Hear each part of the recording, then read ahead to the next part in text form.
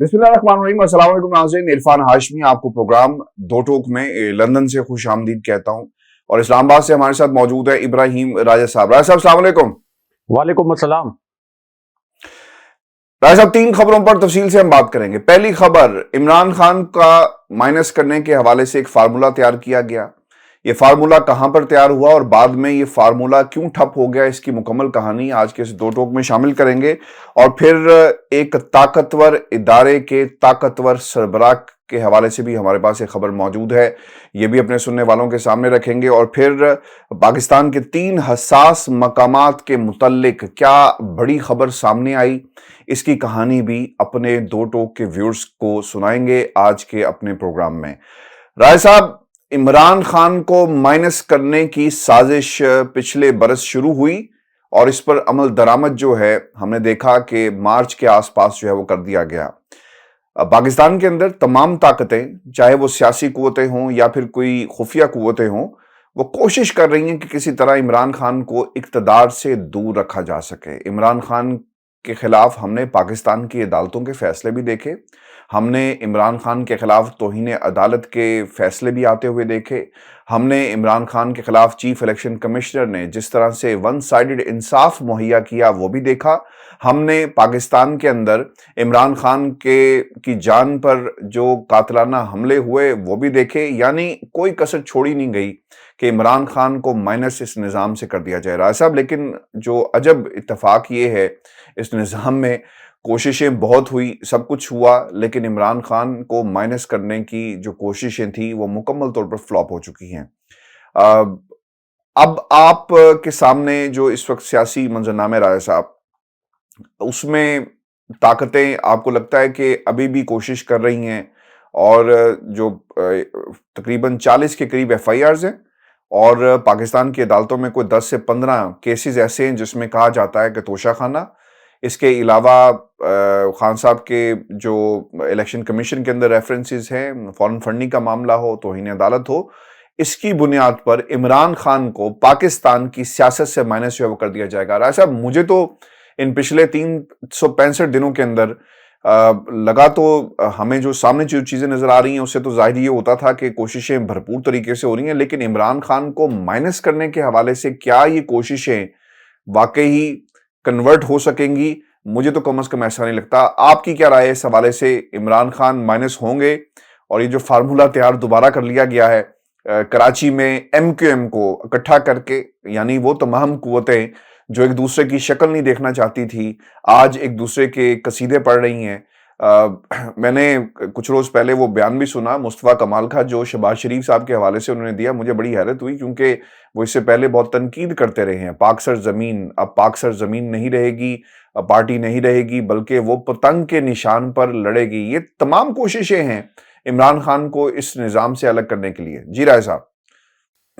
देखें आशमी साहब, इमरान खान साहब को अगर कोई माइनस करेगा, चाहे वो कोई आर्मी चीफ हो, चाहे वो चीफ इलेक्शन कमिश्नर हो, चाहे वो कोई चीफ जस्टिस सुप्रीम कोर्ट के हो, चाहे वो इस्लामाबाद हाई कोर्ट के चीफ जस्टिस हो, चाहे वो शहबाज शरीफ हो या कोई भी ताकत हो, जो इस वक्त इमरान खान साहब को माइनस करने की कोशिश करेगा, अवाम उसको माइनस कर देंगे। हाशमी साहब, जनाब बाजवा के मुतल्लिक ये तासुर था कि उन्होंने इमरान खान साहब को माइनस करने की कोशिश की। आप देख लें कि पाकिस्तान के 22 करोड़ दिलों से और 22 करोड़ अवाम के दिलों से जनाब बाजवा माइनस हो गए। अवाम ने जनाब बाजवा को माइनस कर दिया। पाकिस्तान में यह कभी भी नहीं हुआ हाशमी साहब कि कोई भी आर्मी चीफ इतना गैर मकबूल हो जाए, इतना अनपॉपुलर हो जाए। और उनके मुतल्लिक आप देख लें कि BBC उर्दू के एक आर्टिकल में मोहम्मद हनीफ साहब ने लिखा कि जनाब बाजवा ने जो दौलत कमाई वो रियासत के वजह करदा तरीकों और फौज के वजह करदा तरीकों से कमाई, लेकिन जो बेइज्जती कमाई वो अपनी बड़ी मेहनत से कमाई। ये BBC उर्दू के ऊपर मोहम्मद हनीफ साहब का आर्टिकल था। जनाब बाजवा के मुतल्लिक सोशल मीडिया पर किस किस्म के ट्रेंड चलते रहे, अभी भी चलते हैं। यहां तक कि हाशमी साहब के जनाब बाजवा, जिनका एक बहुत बड़ा एहसान है नून लीग के ऊपर कि उनको हुकूमत में लेके आए, वो नून लीग के जो रहनुमा है निजी महफिलों में वो जनाब बाजवा के लिए अच्छे अल्फाज इस्तेमाल नहीं करते।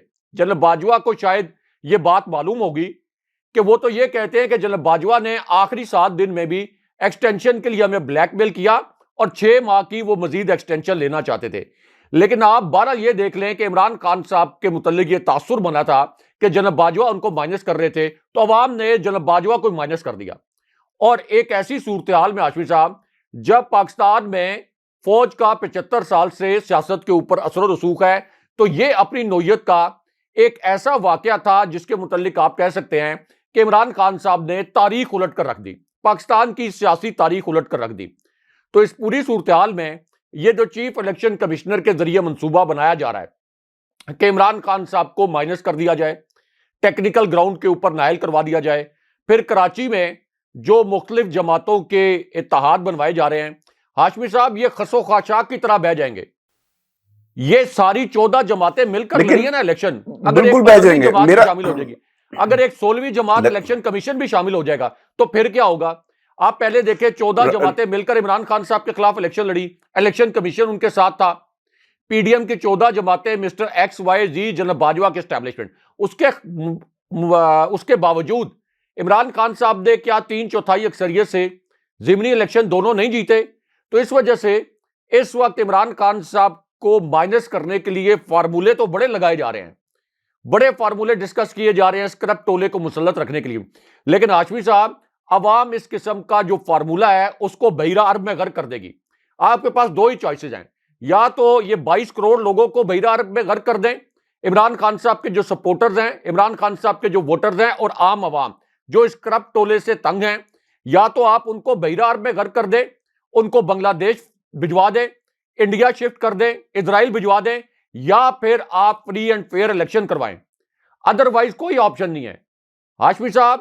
یا پھر یہ ہوگا کہ جو عمران خان صاحب کو مائنس کرنے کی کوشش کرے گا تو پھر یہاں پہ وہ سری لنکا جیسے حالات پیدا کرنے کے سوال یہ ہے کہ یہ جو میرے لیے اور ہمارے سننے والوں کے لیے بھی یہ سوال بڑا انتہائی اہمیت کا حامل ہے کہ کراچی میں جب یہ 3-4 جو دھڑے تھے جب اکٹھے ہو کے عوام کے پاس جائیں گے تو کیا کہیں گے کہ جناب پہلے ہم غلط تھے اب ٹھیک ہو گئے, اب ہم غلط ہیں, کیا کہیں گے؟ اور عوام کیسے ایکسیپٹ کرے گی اور کس بنیاد پر ایکسیپٹ کرے گی؟ ان کی تو کوئی قابلیت تو دور کی بات رہا ہے صاحب, کوئی پرفارمنس بھی نہیں ہے کراچی کے اندر یا باقی علاقوں میں, کیونکہ ٹارگٹ یہ کیا جا رہا ہے سندھ کے اندر کہ پی ٹی آئی کے زور کو توڑنے کے لیے ان جماعتوں کو اکٹھا کیا جا رہا ہے اور شہری علاقوں کا جو ووٹ ہے وہ کسی طرح برقرار رکھا جا سکے, اور جو ووٹ برقرار رکھنے کی بات ہے وہ اسے منسوب کیا جائے گا ان جماعتوں کے ساتھ جو کہا ہی جاتا ہے کہ اسٹیبلشمنٹ کی جماعتیں ہیں یا ان کی آشیرواد سے جو ہے وہ آگے بڑھتی ہیں.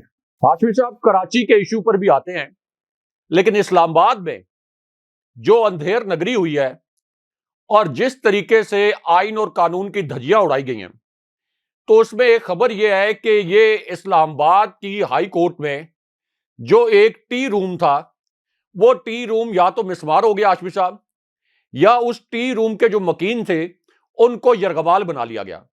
یعنی اس ٹی روم میں جو جج صاحبان بیٹھتے تھے لگتا ہے ایسا ہے کہ ان کو یرغمال بنا لیا گیا, کیونکہ یہ ٹی روم ایسا ٹی روم ہے ہاشمی صاحب جہاں عمران خان صاحب کی خفیہ جاسوسی کی جاتی تھی. بظاہر یہ اسلام آباد ہائی کورٹ کا ٹی روم ہے لیکن یہ استعمال ہوتا تھا خان صاحب کی جاسوسی کے لیے. عمران خان صاحب کی ہر تقریر کو میگنیفائر لگا کر اس ٹی روم میں بیٹھ کے جج صاحبان دیکھتے تھے کہ عمران خان صاحب کا کون سا لفظ ایسا ہو سکتا ہے جہاں پر ان کو ہم قانونی شکنجے میں جکڑ سکتے ہیں. اور جج زیبا صاحبہ کے متعلق جو ریمارکس تھے عمران خان صاحب کے, اس پر اسی ٹی روم کے متعلق اسلام آباد ہائی کورٹ کے جج صاحبان نے کہا کہ ہم نے تو یہاں پہ عمران خان صاحب کے یہ الفاظ سن لیے جو جج زیبا صاحبہ کے متعلق عمران خان صاحب نے کہے تھے. حالانکہ عمران خان صاحب نے صرف اتنی بات کہی تھی کہ شہباز گل پر پولیس کی کسٹڈی میں تشدد ہوا, یہ جانتے ہوئے بھی جج زیبا صاحبہ نے دوبارہ پولیس کے حوالے کر دیا شہباز گل کو. تو اس پر ہم اپنی حکومت میں آ کے جج زیبا صاحبہ کے خلاف قانونی کارروائی کر سکتے ہیں. اس پر اتنا بڑا ہنگامہ کھڑا کیا گیا اور ٹی روم کا لفظ مینشن کیا گیا کہ ہم ٹی روم میں تھے جب عمران خان صاحب کے یہ خوفناک قسم کے الفاظ ہم نے سن لیے. عمران خان صاحب پر دہشت گردی کا مقدمہ انہوں نے دائر کروا دیا, عمران خان صاحب کے خلاف توہین عدالت کا کیس چلا. لیکن اب ہاشمی صاحب اسی اسلام آباد ہائی کورٹ کا جو فیصلہ آیا اس کو چیف الیکشن کمشنر نے اڑا کے رکھ دیا. چیف الیکشن کمشنر نے اس فیصلے کو اڑا کے رکھ دیا اور جو انٹرا کورٹ اپیل پہلے گئی تھی اس پر ایک معمولی سا پہلے اعتراض لگا اور اس کے بعد کوئی آگے ہیرنگ نہیں ہوئی. کوئی ہیرنگ نہیں ہوئی کہ چیف الیکشن کمشنر نے اسلام آباد ہائی کورٹ کے آرڈر کے باوجود 31 دسمبر کو الیکشن کیوں نہیں کروایا. یہاں پہ اسلام آباد میں پولنگ سٹیشنز پر ووٹرز پہنچ گئے, وہ بیچارے انتظار کرتے رہے کہ یہ پولنگ سٹیشنز کھلیں اور ہم ووٹ کا حق استعمال کریں, لیکن ایک چیف الیکشن کمشنر پوری ریاست کے اوپر بھاری پڑ گیا. ایک چیف الیکشن کمشنر نے اسلام آباد ہائی کورٹ کو رون کے رکھ دیا. لیکن اب وہ جو ٹی روم ہے جہاں پہ عمران خان صاحب کے الفاظ کو تو یہ بڑے میگنیفائر لگا کے سنتے ہیں, وہ ٹی روم یا تو مسمار ہو گیا یا اس کے جج صاحبان کہیں بھوٹان چلے گئے یا پھر ان کو یرغمال بنا لیا گیا, کیونکہ کسی قسم کا کوئی نوٹس نہیں ہوا. ہاشمی صاحب, یہ جہاں پہ الیکشن کمیشن ہے اس سے 500,000 گز کے فاصلے پر سپریم کورٹ ہے. سپریم کورٹ میں کسی قسم کی کوئی ہلچل نہیں ہے.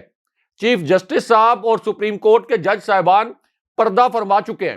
وہ کہتے ہیں کہ ہم نے کچھ نہیں سننا, ہم نے کچھ نہیں دیکھنا, اور ہمیں نہ کچھ بتایا جائے نہ کچھ سنانے کی کوشش کی جائے. تو یہ حالات چل رہے ہیں آپ کے اسلام آباد میں. تو مجھے بتائیں کہ پھر ایک ناکام ریاست کیا ہوتی ہے کہ اعلیٰ عدلیہ اسلام آباد ہائی کورٹ کا فیصلہ ایک چیف الیکشن کمشنر نے اڑا کے رکھ دیا اور کوئی عدالت ان کو نہیں پوچھ سکتی, کیونکہ عدالتوں سے سسیلین مافیا قرار دیا گیا شریف خاندان اس وقت چیف الیکشن کمشنر کا مددگار ہے اور ان کا سرپرست ہے. اب آ جائیں کراچی کی جانب. ہاشمی صاحب, کراچی میں جو جی نہیں ابھی راج صاحب ایک سیکنڈ کراچی کی طرف آئیں گے بعد میں, کیونکہ اب یہ آپ نے بات شروع کی ہے. میں صرف اور صرف اپنے سننے والوں کے اور آپ کے سامنے آج کا یہ فیصلہ بھی رکھنا چاہتا ہوں ہائی کورٹ سے. یعنی پاکستان میں جو انصاف مل رہا ہے نا, یہ جوئے شیر لانے کے مترادف ہے. کیا میں پاکستان کے بعد ہونے والے اراضی تنازع عدالت نے 78 برس بعد فیصلہ سنایا یہ ہائی کورٹ میں, اور بڑی فخر سے یہ خبریں پاکستان کے میڈیا میں لگ رہی ہیں کہ خدا کا شکر ہے کہ 78 برس بعد جو ہے فیصلہ سنا دیا گیا. رائے صاحب, یہ حقیقت ہے ہمارے اس نظام کی. ہیونگ سیڈ دیٹ, یہ جو عدالتی حکم آیا اسلام آباد ہائی کورٹ کا, اس کے اوپر خان صاحب کا رد عمل بھی سامنے آیا, اور وہ کیا کہتے ہیں, وہ یہ کہتے ہیں کہ عدالتی حکم کے باوجود انتخابات نہ کرا کر الیکشن کمیشن نے خود کو حکومت کی بی ٹیم ثابت کر دیا ہے. پی ڈی ایم عوام سے خوفزدہ ہو چکی اور انتخابات سے بھاگ رہی ہے. پاکستان تحریک انصاف کے چیئرمین نے یہ بھی کہا کہ ووٹ بنیادی جمہوری حق ہے. پی ٹی آئی اس کے لیے جدوجہد کرے گی. الیکشن کمیشن اور وفاقی حکومت نے اسلام آباد کے گزشتہ روز کے فیصلے کے خلاف انٹرا اپیل دائر کی اور اس کے اوپر سیکیورٹی فراہم کرنے سے جو ہے معذرت کی گئی. یہ بیان جو ہے وہ عمران خان کا بالکل لیٹسٹ بیان سامنے آیا. رائے صاحب, بی ٹیم تو بن گئی ہے الیکشن کمیشن, اور اس میں جو بنیادی نقطہ یہ ہے کہ یہ الیکشن کمیشن کی مرضی سے یعنی پس پردہ یہ چیزیں چل رہی تھی. میں آپ کے سامنے کچھ چیزیں اپنے سننے والوں کے لیے بھی رکھ دیتا ہوں اور پھر یہ سمجھنے میں آسانی بھی ہوگی کہ یہ بی ٹیم کیسے ہے. راز صاحب, یہ کیسے ممکن ہے کہ عملے کی ٹریننگ نہ کی گئی ہو؟ آپ کا کام تھا عملے کی ٹریننگ کرتے, یہ بھی گزر پیش کیا گیا. آپ کا کام تھا کہ لاجسٹک سپورٹ کی باقاعدہ پلاننگ جب کر لی جاتی. یہ سب کچھ ایک رات پہلے یعنی انہوں نے صرف دکھاوے کے لیے اجلاس بلایا, دکھاوے کے لیے بیٹھ گئے کہ بھئی ہم تو تیار تھے, لیکن حکومت وقت جو ہے انہوں نے ہمیں سیکیورٹی دینے سے جو انکار کر دیا. لیکن خبریں یہ آ رہی ہیں کہ عملے کی تیاری نہیں تھی, لاجسٹک سپورٹ کے لیے کوئی کام نہیں کیا گیا تھا. اگر آپ کو معلوم تھا کہ سب کچھ ہونا ہے تو پھر یہ ڈرامہ کس بات کا؟ ہاشمی صاحب, آپ 78 سال بعد آنے والے فیصلے کی بات کر رہے ہیں. یہاں پر سپریم کورٹ سے 2 افراد کے متعلق ایک ایسا فیصلہ بھی آیا جو کہ ملزمان تھے, ان پر جرم ثابت نہیں ہوا تھا, لیکن ان کے حق میں فیصلہ آیا اس وقت جب ان کی وفات ہو چکی تھی, جب ان کی وفات کو کئی سال گزر چکے تھے, اور اس کے بعد سپریم کورٹ نے ان کے حق میں فیصلہ سنایا. تو یہ ہمارا ایک عدالتی نظام ہے. اور یہاں پر اب چیف جسٹس صاحب نے پھر ایک خط بھی لکھوایا تھا اس ادارے کو جس نے ہماری عدلیہ کو, اس عالمی ادارے نے جس نے ہماری عدلیہ کو 130ویں نمبر سے نیچے رینک کیا تھا. ہاشمی صاحب, اس عدلیہ سے اور اس سپریم کورٹ سے اور اس چیف جسٹس صاحب سے اور اسلام آباد ہائی کورٹ کے چیف جسٹس صاحب سے یا جسٹس بندیال صاحب سے اگر کسی کو یہ امید ہے کہ وہ کوئی انصاف فراہم کریں گے اور وقت پر انصاف فراہم کریں گے, تو میں یہ سمجھتا ہوں کہ وہ بہت بڑی غلط فہمی کا شکار ہے. آپ دیکھ لیں کہ اعظم سواتی کی اہلیہ کی ویڈیو کے معاملے پر چیف جسٹس کے یہ ریمارکس آئے تھے کہ اعظم سواتی صاحب آپ کے ساتھ بڑا ظلم ہو گیا اور ہم نے آپ کی جو رپورٹ ہے، آپ کی ویڈیو کی تحقیقات، آپ کی اہلیہ کی جو ایک خفیہ ریکارڈنگ کی گئی، اس کی تحقیقات کا معاملہ HR سیل کو بھیج دیا ہے۔ اب وہ HR سیل پتہ نہیں اغوا ہو گیا ہے، یرغمال بن گیا ہے، یا کہاں غائب ہو گیا ہے۔ وہ دن اور آج کا دن اعظم سواتی کی اہلیہ کی ویڈیو کے متعلق جو کیس چل رہا تھا وہ وہیں کا وہیں ہے، الٹا اعظم سواتی بھی اب ایک قید خانے میں اس وقت زندگی گزار رہے ہیں۔ تو اس پوری صورتحال میں ہماری عدلیہ جو 75 سال سے سبمسو رہی ہے، بہت سبمسو جس کا رول رہا ہے، وہ ایک مرتبہ پھر جو لکھے لکھائے فیصلے آتے ہیں وہ وہی لکھے لکھائے فیصلے پڑھ رہے ہیں، تو ان سے تو آپ کوئی انصاف کی توقع نہیں کر سکتے۔ اب یہاں پر اسلام آباد میں کچھ صحافی یہ کہہ رہے تھے ہاشمی صاحب کہ آج رات کو تو سپریم کورٹ کھلے گی۔ چیف جسٹس صاحب نے ایک دفعہ فرمایا تھا کہ ہر آئینی اور قانونی معاملے پر سپریم کورٹ آدھی رات کو بھی کھل سکتی ہے، صبح 5 بجے بھی کھل سکتی ہے، اور یہ ضروری نہیں ہے کہ جس دن چھٹی ہو تو اس دن سپریم کورٹ نہیں کھلے گی۔ لیکن یہ جو چیف الیکشن کمشنر نے اسلام آباد ہائی کورٹ کے احکامات کی دھجیاں اڑائی ہیں، اس کے اوپر نہ سپریم کورٹ کا کوئی نوٹس سامنے آیا ہے، نہ سپریم کورٹ کے جج صاحبان کے کوئی ریمارکس سامنے آئیں گے۔ دوسری خبر ہاشمی صاحب یہ بھی سن لیں کہ اس وقت پاکستان کے جو فورن ریزروز جو پہلے 5.9 بلین 5.8 بلین ڈالر کے اوپر رہ گئے تھے 9 سال کی کم ترین سطح پر، اب 4-5 دن کے بعد ہم نے 1.5 ارب ڈالر کا قرضہ واپس کرنا ہے۔ ایک غیر ملکی قرضہ 4-5 دن کے بعد ہم نے واپس کرنا ہے، تو اس کا مطلب ہے کہ آپ کے فورن ریزرو رہ جائیں گے 4.5 ارب ڈالر۔ 4.5 ارب ڈالر کا مطلب ہے کہ آپ کی جتنی سوورن گارنٹیز آپ نے دی ہوئی ہیں، جتنی ریاستی آپ نے گارنٹیز دی ہوئی ہیں اس سے پہلے مختلف ممالک سے، مختلف انٹرنیشنل آرگنائزیشن سے قرض لینے کے لیے، وہ آپ کی تمام گارنٹیز ڈیفالٹ کر جائیں گی، تمام آپ کی ریاستی گارنٹیز جو ہیں وہ دیوالیہ ہو جائیں گی۔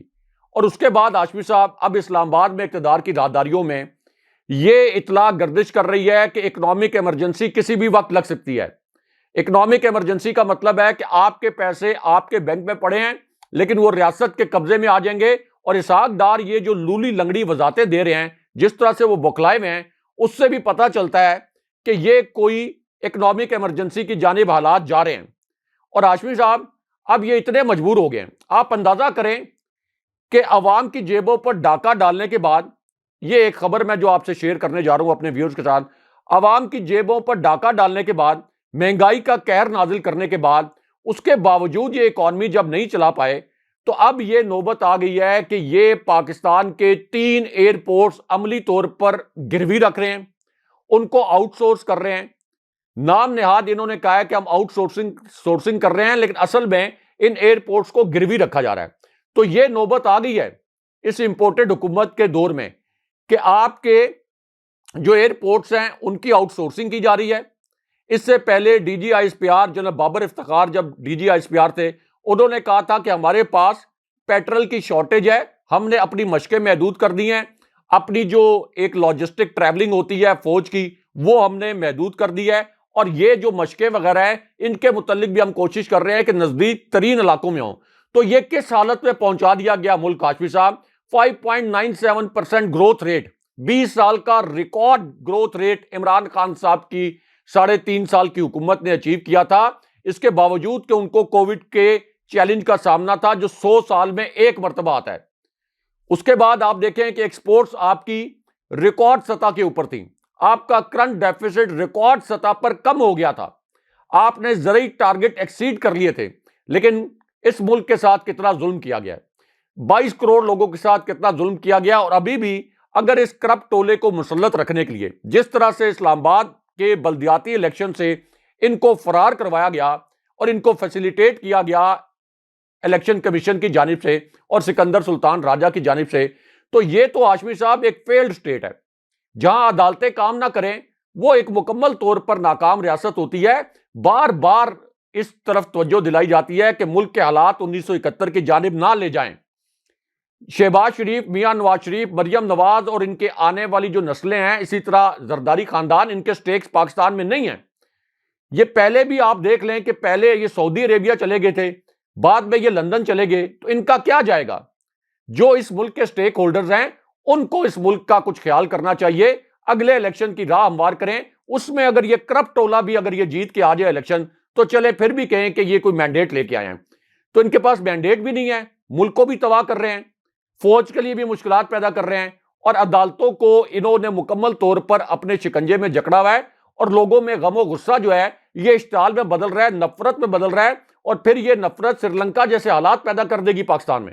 اچھا رائے صاحب, ایک کارنر میٹنگ, میں اسے کارکنوں سے خطاب نہیں کہوں گا, کارنر میٹنگ میں بلاول زرداری, جس کو چابی دی گئی ہے پاکستان پیپلز پارٹی آصف علی زرداری کی طرف سے, اور وہ بولنا شروع کر دیتا ہے. مجھے حیرانگی اس لیے نہیں ہے کیونکہ جس قسم کی ٹریننگ آصف علی زرداری نے کی ہے بلاول کی, اس سے یہ ایکسپیکٹ کیا جا سکتا ہے. پاکستان کے اندر دہشت گردی کی لہر آئی ہے, پاکستان کے بارڈرز کمزور ہیں, وہاں پر کھڑے ہوئے لوگوں نے جس طرح سے پاکستان کی جو فوج ہے جس طرح راستہ روک رہی ہے, لیکن اس کے باوجود باڑ کاٹ کے دہشت گرد پاکستان میں داخل ہو چکے ہیں. لیکن بلاول زرداری صاحب کی امریکہ یاترا کا بھی کوئی فائدہ نہیں ہوا, اور جس طرح سے امریکہ میں بیٹھ کر وہ سازشیں کرتے رہے اس کا پاکستان کو تو کوئی فائدہ نہیں ہوا, لیکن ان کو ضرور فائدہ ہوا.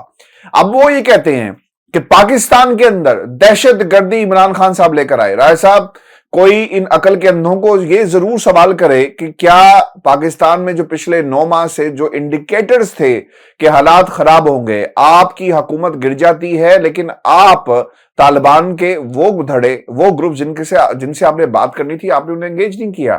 اور اب بلاول زرداری کوئی ان سے یہ بھی پوچھے کہ یہ کتنی دفعہ افغانستان میں جا کر یا افغانستان کے جو کرتا دھرتا ہے ان سے بات کر چکے ہیں, کوئی پالیسی نظر نہیں آتی. لیکن وہ یہ کہتے ہیں کہ عمران خان نے دہشت گردی کا تحفہ پاکستان کو جو ہے وہ دیا ہے. پھر وہ یہ بھی کہتے ہیں کہ لانگ مارچ کر کے ہم نے عمران خان کی حکومت کو گرایا. میں رائے صاحب چاہوں گا کہ آپ اس پر بھی بتائیں کہ یہ پہلے اپنا ذہن بنا لیں کہ عمران خان کی حکومت کیسے گری, کیونکہ کچھ عرصہ پہلے یہ کہتے تھے کہ یہ سازش جو ہے وہ ہم نے بلاول ہاؤس سے کی, اور دہشت گردی کو وہ عمران خان کا گناہ قرار دیتے ہیں اور کہتے ہیں کہ ہم اس سے حساب لیں گے. اور پھر جو بہت ہی مذائقہ خیز بات تھی, اور اس پر پاکستان کی عوام یہ سوال کرے گی بلاول زرداری سے کہ ہمیں معلوم ہے کہ ملک کے اندر مہنگائی موجود ہے. یہ سوال تو پاکستان کی عوام آپ سے کرے گی نا کہ مہنگائی ہے تو اس کا خاتمے کے لیے آپ کی حکومت نے کیا کام کیا.